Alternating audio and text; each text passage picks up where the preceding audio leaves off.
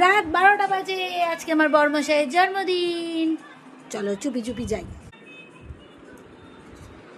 এমা, এ ঘুমিয়ে পড়েছে। ওঠো ওঠো, আসবে তো। Happy birthday. চলো চলো, একটু কাজ আছে। হাই তুললে হবে? জামাটা পরো, পরে একটু আসো, দেখি জামাটা কেমন হয়েছে। পছন্দ হয়েছে? সেই জন্মদিনের কেক। Happy birthday.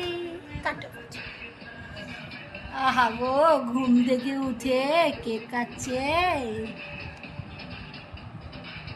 আর একটু এনার্জি নিয়ে কাটো গো, ঘুমিয়ে। দাও আগে তোমাকে খাওয়াই।